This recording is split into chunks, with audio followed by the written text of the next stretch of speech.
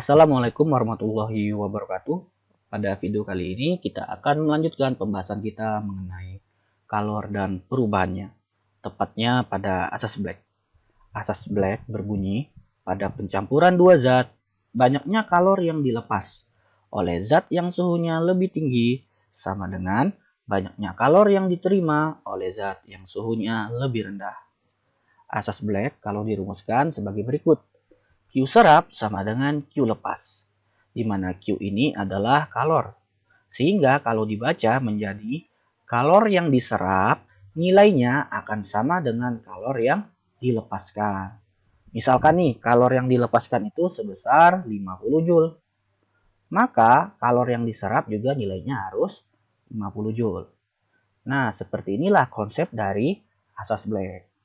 Lalu bagaimana cara menentukan yang mana kalor lepas, yang mana kalor serap? Kalor serap itu adalah kalor yang memiliki suhu rendah.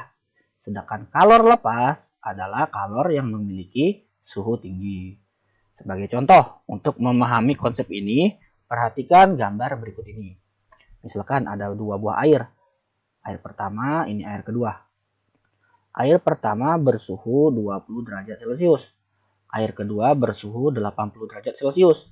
Saya gabungkan nih menjadi satu, sehingga suhu akhirnya menjadi 50 derajat Celcius. Dari dua buah air ini, mana yang kalor serap, mana yang kalor lepas. Oke, kita bandingkan nih antara air pertama dan air kedua.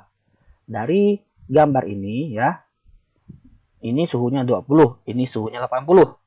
Manakah yang lebih tinggi? Apakah air pertama atau air yang kedua?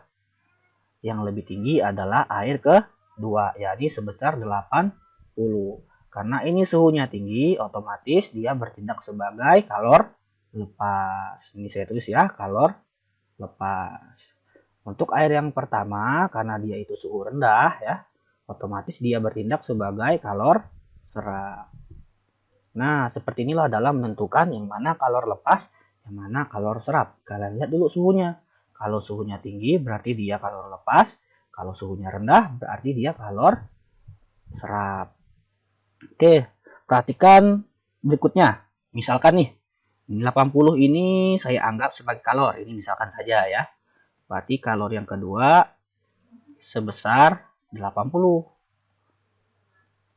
Lalu sedangkan yang pertama ini sebesar 20. Saya tulis nih ya.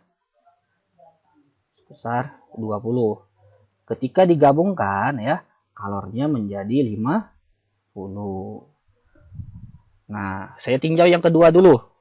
Agar 80 ini menjadi 50, apa yang harus dilakukan nih? Yang harus dilakukan adalah kita mengurangkannya. Ya, kita kurangkan. Dikurangkan sebesar berapa? Sebesar 30. Benar nggak dikurang sebesar 30? Coba kita hitung ya. 80 dikurang 30. Oh, hasilnya 50. Tanda kurang ini menandakan bahwa dia itu melepas kalor. Inilah maksud dari tanda kurang atau tanda minus ya. Tanda minus ini artinya dia melepas kalor. Oke, kita lanjut ke yang pertama nih ya, air yang pertama. Dia 20. Agar menjadi 50, apa yang harus kita lakukan? Yang harus kita lakukan adalah menambahkannya sebesar 30. Nah, tanda tambah ini menandakan bahwa dia menyerap kalor. Ingat ya, tanda kurang atau negatif menandakan dia melepas kalor, tanda positif atau tambah menandakan dia menyerap kalor. Benar nggak nih? Ditambah 30. Coba kita hitung ya. 20 ditambah 30. Oh, hasilnya 50. Nah, seperti inilah konsep dari asas Black. Lalu 30 ini dapat dari mana nih? Nah, ini nggak serta-merta tiba-tiba muncul. 30 ini diperoleh dari ini. Nah, diperoleh dari yang ini nih. Dia yang melepas, ya. Ini yang menyerap. Nah, ya. Seperti itulah konsep asas Black. Ini melepas, ya, hasilnya diserap oleh yang ini. Nah, seperti itulah konsep dari asas Black. Untuk lebih memahami konsep asas Black, kita langsung saja ke contoh soal. Ini contoh soalnya seperti ini ya. Langkah awal yang harus kalian lakukan dalam mengerjakan soal adalah menulis diketahui terlebih dahulu. Fungsinya untuk apa? fungsinya untuk memudahkan kalian dalam perhitungan. Kita cocokkan ya data ini sama di soal nih. Air yang berada dalam wadah sebanyak 0,5 kg. Berarti ini masanya siapa nih? Masanya air. Benar nggak nih? Wah, benar ya, masa air sebesar 0,5 kg. Yang bersuhu 100 derajat Celcius. Nah, ini suhunya siapa nih? Suhunya air. Benar nggak nih suhu air nih? Wah, benar ya. Suhu air ini 100 derajat Celcius. Lalu dituangkan ke dalam sebuah bejana dari bahan aluminium yang mempunyai massa 0,5 kg. Nah, ini masanya siapa nih?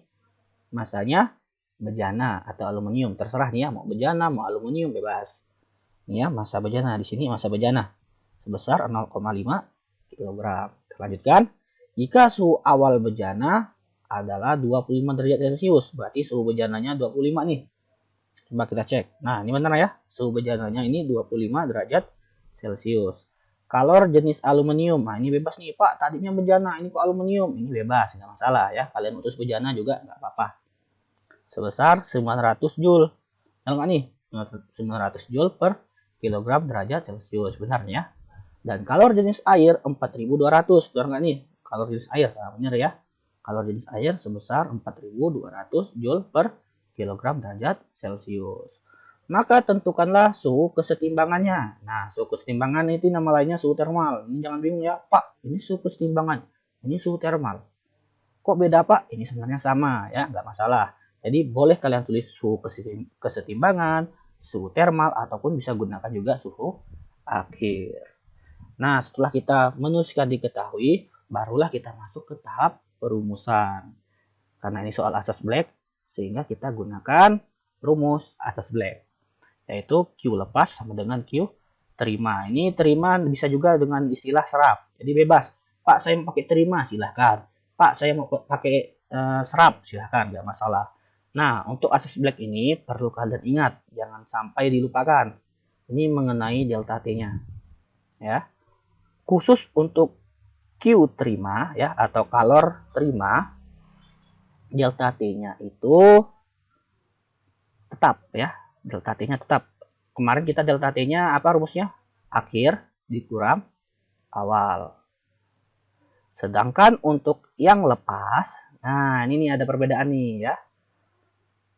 Rumusnya itu awal dikurang akhir. Ini untuk lepas ya. Nah, hati-hati di sini ya. Kalau untuk terima masih tetap seperti yang lalu-lalu, bahwa delta T itu akhir kurang awal. Sedangkan yang untuk lepas berbeda sendiri nih.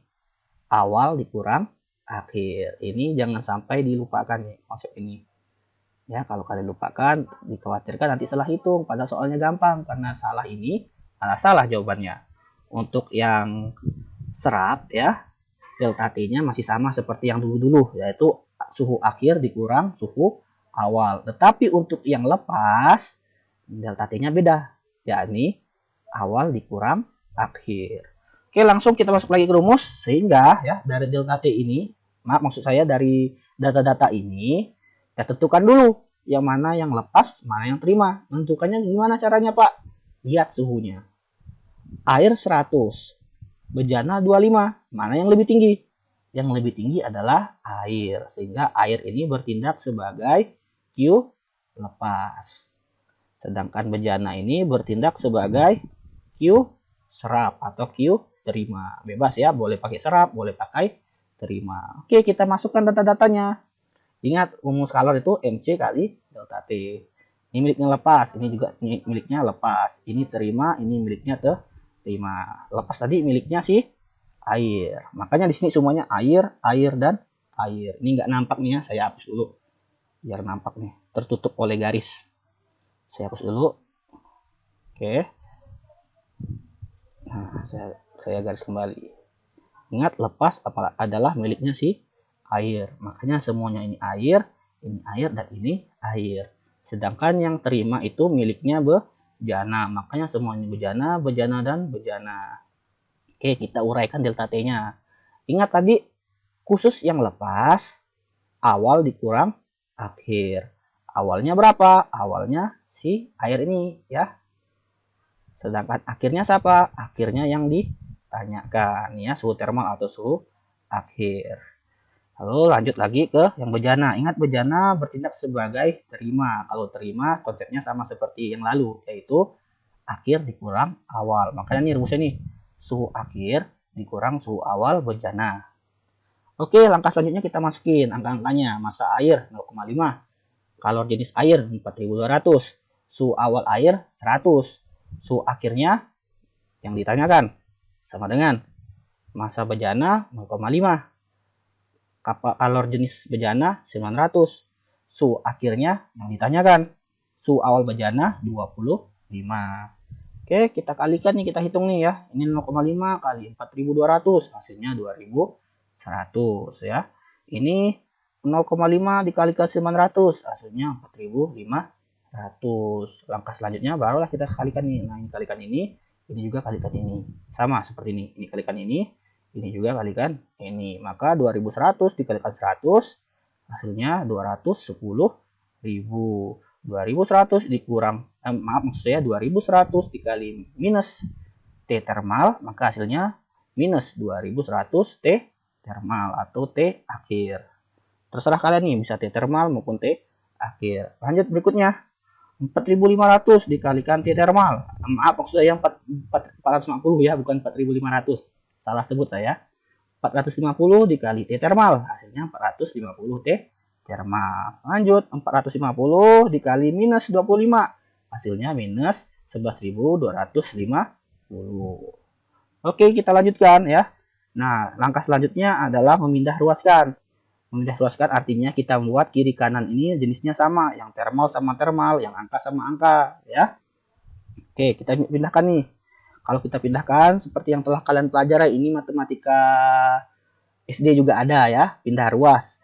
Kalau positif dipindahkan menjadi negatif, yang negatif dipindahkan jadi positif ya. Nah, ini pelajaran pindah ruas. Jadi tidak perlu saya jelaskan panjang lebar, silakan dibuka lagi bukunya bagaimana cara memindah ruaskan. Sehingga kalau dipindah ruaskan disamakan jenisnya. Nah, seperti ini nih.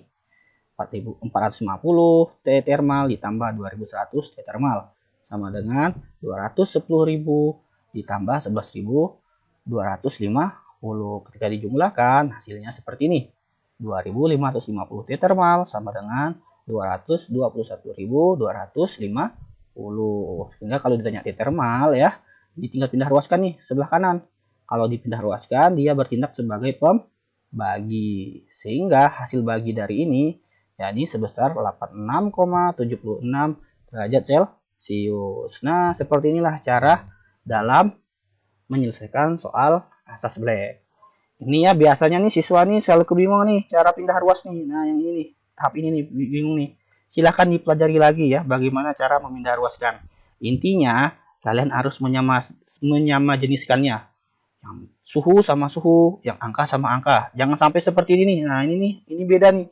Ini ada T-nya, ini nggak ada T-nya. Nah, ini nggak boleh nih. Dia harus sejenis nih. Nah, seperti ini kan. Ini ada T, ini ada T. Ini cuman angka, ini cuman angka. Nah, seperti itulah ya cara penyelesaiannya. Oke, kita lanjutkan ke contoh soal berikutnya. Nah, ini agak berbeda seperti contoh soal sebelumnya. Karena soal ini yaitu soal yang kemungkinan dia mengalami perubahan wujud.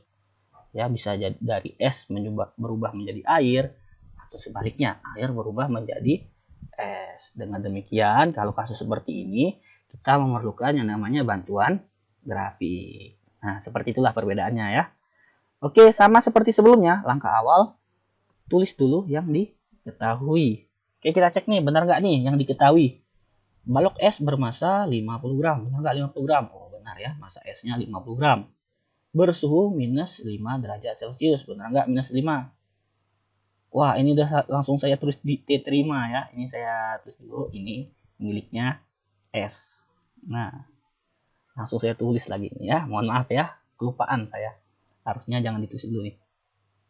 Lanjut, dicelupkan pada 200 gram air. Benar nggak? Air itu masanya 200. Oh, benar 200 nih ya. Yang bersuhu 30. Nih ya. Oh, benar. Ini harusnya ini air. Ini langsung saya tulis lagi yang mana terima yang lepas. Gak apa, nanti kita bahas lagi ya agar lebih mengerti. Lanjut, Jika kalor jenis S 0,5, benar nggak kalor jenis S 0,5? Oh, benar nih ya.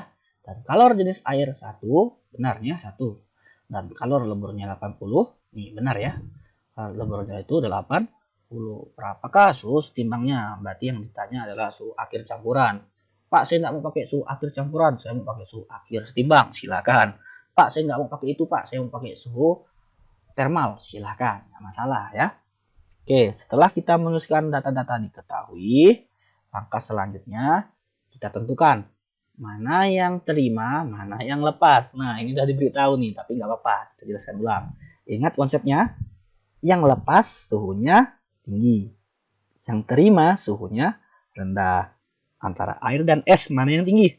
Yang tinggi adalah si air ya.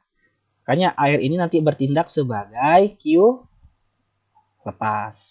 Sedangkan S ini bertindak sebagai Q terima atau Q serap. Bebas ya. Pak, saya mau pakai serap, silakan. Pak, saya mau pakai lepas, mau pakai terima, silakan. Tidak masalah. Yang pastinya air ini lepas, S ini adalah terima. Setelah kita tentukan mana terima, mana lepas, langkah selanjutnya kita ke grafik. Nah, ini saya ubah ya, karena di sini S-nya itu 5, maka di sini saya ganti menjadi minus 5. Oke. Kita mulai dari S dulu. Nah, ini S nanti bergerak kemana nih? Makin ke bawah atau naik ke atas ya. Secara logika saja nih ya. Kalau kita gabungkan, nggak mungkin kan nih, antara S tambah air nih kita gabungkan, nggak mungkin kan, dianya menjadi beku. Nah, ya, nggak mungkin ya, pasti dia akan mencair S-nya. Berarti dia naik ke atas. Nah, oke. Tapi startnya di sini ya, S-nya nih, startnya di titik ini. Lanjut ke yang air. Air startnya di mana nih? Air startnya di angka 30. Saya anggap 30 di sini nih. Nah, ini 30. Berarti di sini nih nanti nih. Saya anggap di sini nih startnya. Nah, di sini air ya. Oke, di sini nih startnya. S di sini startnya, mulainya. Kalau air di sini mulainya ya. Oke, air ini gerakannya kemana? Ke atas atau ke bawah? Kalau dia dicampurkan dengan es, gerakannya ke bawah. Nggak mungkin kan ke atas. Masa sih? Ini air, ini es, kamu gabungkan, tambah panas dia. Nggak mungkin kan? Nah, dia akan tambah sejuk. Makanya ini turun ke bawah. Nanti mereka saling mendekat satu sama lain nih, ya. Sehingga pada akhirnya nanti akan bertemu. Misalkan mereka bertemu di sini. Nah, di sini ya, saya anggap di sini nih. Mereka bertemu nih. Nah, saya anggap titik pertemuannya itu adalah P. Nah, P inilah berapa angkanya. Nah, itulah maksud dari soal nih. Di mana mereka bertemu nih? Nah, si S nih bergerak nih. Sini, si air juga bergerak ke sini. Titik pertemuannya di sini. Nah, ini yang harus kita cari. Berapa nilainya titik pertemuannya? Oke, kita telah memprediksi di mana letaknya ya. Artinya apa kalau letak di sini? Bentuknya apa nih? Es atau air? Ingat ya, kalau di sini masih dalam wujud es. Kalau di sini melebur. Melebur artinya dia bisa berbentuk es, bisa berbentuk air plus es, bisa juga berbentuk air. Kalau di sini nih bentuknya apa nih? Kalau di sini bentuknya sudah air semua. Kalau di sini sama seperti sebelumnya ya, melebur juga, tapi meleburnya bukan dalam es. Dia menjadi uap. Nah, seperti itulah ya. Ini sudah saya jelaskan sebelumnya, jadi tidak perlu saya jelaskan lebih panjang. Oke, setelah kita menentukannya, lanjut ke rumusnya. Nah, Q terima sama dengan Q lepas. Terima tadi siapa yang terima? Terima itu adalah si S. Yang lepas siapa yang lepas? Yang lepas itu adalah si air. Kita masukin rumusnya nih. Nah, oke, kita tinjau yang terima. Tadi terima si S ya. Nah, di sini nih. S ada Q1, ada Q2. Nah, ada di sini juga nih. Nah, ya, di sini miliknya siapa? Miliknya Q3. Makanya di sini saya ada tambahkan Q3. Tapi ada tanda B nih. Apa maksud tanda B? Maksudnya adalah dia dari bawah. Membedakannya saja nih. Karena di sini juga ada Q3 juga nih. Nah, untuk membedakannya, yang B ini dia mulai dari bawah. Yang A ini dia mulai dari atas ya. Nah, seperti itu. Lanjut yang Q lepasnya Q3 atas. Karena di sini ya dia masih di daerah kekuasaan Q3, tapi dia mulai dari atas. Nah, ini Q3 atas. Lanjut, kita masukkan ke rumusnya. Q1 nih, ya. Karena ini punyanya S, makanya di sini saya tulisnya massa S. Di sini wujudnya S, makanya sini C-nya S. Dikali delta T 1. Ini 1 nih ya. Lanjut. Berikutnya Q2. Ini ya, Q2. Ini Q1 sudah selesai, lanjut ke Q2 ya. Ini Q1 sudah selesai nih. Kita lanjut ke Q2. Q2 di sini ya. M kali L. Ingat ya, karena awal mulanya S, makanya saya gunakan S. Lalu dikali L, karena dia melebur ya, makanya gunakan L. Ini selesai. Lanjut yang ke Q3B. Nah, yang ini berarti ya, Q3B. Terus ini ya, untuk menjelaskannya. Ini Q3B. Nah. Oke, Q3B adalah menggunakan massa S. Kenapa massa S? Karena awal mulanya adalah S. Lalu C-nya bukan S lagi. C-nya itu adalah si air. Kenapa air? Karena di sini ya bentuknya sudah menjadi air. Lalu langkah berikutnya dikali delta T 2. Lanjut ke Q3A. Nah, ini ya. Q3A berarti yang ini ya. Ini saya tulis Q3A. Q3A. Oke, yang ini Q3B, yang ini Q3A. Oke, Q3A karena awalnya dia miliknya si air, makanya di sini menggunakan massa air. C-nya juga air karena di sini bentuknya sudah air dan dikali delta T 3. Oke, kita masukin angka-angkanya. Nih, kita tinjau dulu yang ini ya. Yang pertama nih, massa S 0,50. Nih benar ya 50. Lalu kalor jenis S sebesar 0,5, benar 0,5. Lalu delta T, ingat delta T untuk yang terima itu sama seperti sebelumnya. T akhir dikurang T awal. Akhirnya berapa nih? Ini awalnya di sini, akhirnya ke sini. Nah, akhirnya itu 0, awalnya itu minus 5. Benar nggak nih? Akhirnya 0, awalnya minus 5. Benar ya? Lanjut, berarti ini sudah, lanjut yang ini nih. Nah, massa S-nya 50. Ini benar ya, 50. Lalu kalor leburnya 80. Benar nggak 80? Oh benar, 80. Berarti ini udah selesai. Lanjut yang ke 3 nih. Nah, yang ini. Massa S-nya berapa nih? Massa S-nya 50. Loh Pak, ini kok 100 Pak? Berarti ini salah ketik. Ini harusnya 50. Oke, kita lanjutkan. Kalor jenis airnya 1, benar nggak? Oh, benar nih, 1. Lalu delta T, ingat delta T itu adalah akhir kurang awal. Awalnya dia di sini ya. Ini saya beri garis dulu. Awalnya dia di sini. Nah, akhirnya dia di sini. Nah, oke. Akhirnya berapa nih? Akhirnya itu adalah P. Benar nggak P? Wah, benar. Awalnya dia berapa nih? Awalnya di sini ya. Awalnya dia 0. Benar nggak 0? Wah, benar. Ini 0 ya. Oke, berarti ini sudah selesai. Lanjut yang terakhir nih. Yang terakhir massa air. Massa air benar nggak 200? Wah, benar 200 ya. Si air atau kalor jenis air benar nggak 1? Wah, benar 1 nih. Nah, ini nih perlu diingat tadi tuh. Untuk lepas delta T-nya apa? Tadi awal dikurang akhir, khusus yang lepas ya. Nah, sedangkan yang terima masih sama seperti sebelumnya. Awalnya dia berapa nih? Ini di sini ya, awalnya ya, titik awalnya. Awalnya dia 30. Benar nggak nih 30? Wah, benar. Akhirnya berapa nih? Akhirnya dia ke sini ya. Ke sini itu berapa nilainya? Wah, nilainya P. Nih, saya tulis P.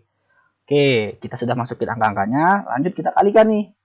50 dikali 0,5 dikalikan 0 dikurang minus 5. Ini kalau dikurangkan hasilnya 5 ya. Kenapa 5? Minus ketemu minus positif. Berarti 50 kali 0,5 dikali 5 hasilnya 125.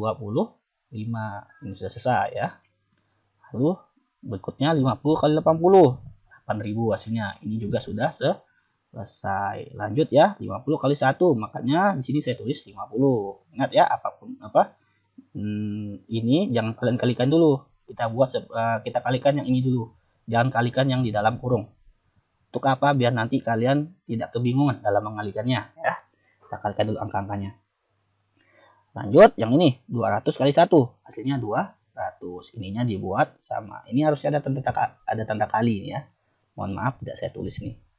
Kelupaan saya, ada tanda kali. Oke, lanjut. Nah, Barulah seperti ini ya. Kita kalikan nih. 50 dikali P hasilnya berapa? 50P. 50 dikalikan 0 hasilnya berapa? 0. Makanya ini nggak saya tulis nih, cuma 50P. Nah ini ya, ini harusnya 4. Mohon maaf nih ya, saya ada salah hitung lagi. Ini harusnya 4, bukan 8.000. Nah, ini harusnya 4 ya, bukan 8.000. Mohon maaf. Oke, lanjut sebelahnya. 200 kali 30. Jawabannya 6.000. 200 dikalikan minus P, hasilnya minus 200P. Nah, udah seperti ini ya. Nah, ini nih, udah sama jenisnya nih. Ini angka, ini angka. Oh, ini ada P. Ini angka, oh, ini ada P. Ini harus kalian samakan jenisnya dengan cara pindah ruas. Oke, ingat nih ya. Pak, ini kok cuma 50P, Pak. Nolnya kemana? Ini 50 kali 0 berapa?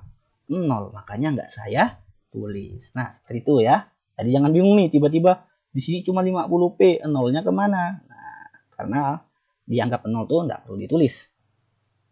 Oke, lanjut. Nah, ini nih saya pindahkan ruas nih ya, yang 6.000 nih. Saya pindahkan ke kiri. Positif dipindahkan menjadi negatif. Makanya nih minus 6.000. Nah, lanjut nih, ini udah angka. Nah, ini nih menghalangi nih. Ini harus saya pindahkan nih ke sebelah kanan. Kalau dipindahkan ya, yang positif dipindahkan menjadi negatif. Nah, ini saya pindahkan ya. Nah, udah sama nih semuanya nih. Ini angka, ini angka, ini angka. Ini P, ini P. Oke, udah sama. Barulah bisa kita hitung. 125 ditambah 4.000 dikurang 6.000 hasilnya minus 1.875. Minus 200 dikurang 50 hasilnya adalah 250P. Oke, sudah seperti ini ya.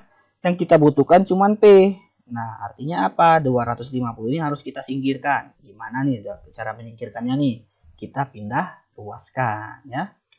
Nah, perlu kalian ini ada tanda minus, ada tanda minus. Kalau kalian ketemu seperti ini, tinggal coret saja tanda minusnya ya. Dihapus saja.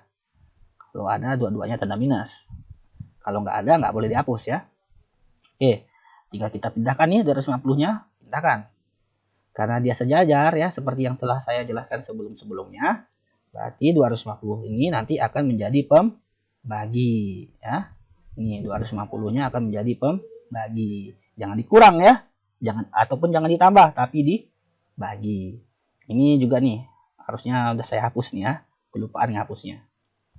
Oke, lanjut. 1875 dibagi 250, maka hasilnya 7,5 derajat Celcius. Artinya apa? Suhu campurannya itu sebesar 7,5 derajat Celcius. Nah, seperti inilah cara mengerjakan soal asas Black. Jadi tipenya tuh cuma 2. Tipe yang pertama sama tipe yang kedua.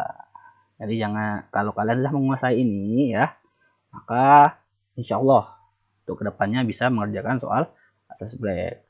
Nah, perlu diingat nih ya, Pak, ini kan gram, ini gram, kok nggak diubah ke kilogram, Pak? Nah, ini kalian lihat nih, udah sama nggak semuanya? Ini gram, ini gram, ini gram, ini gram. Ah, nggak perlu lagi diubah, kecuali di sini kilogram. Barulah kalian ubah. Cukup sekian pertemuan kita hari ini. Saya akhiri. Assalamualaikum warahmatullahi wabarakatuh.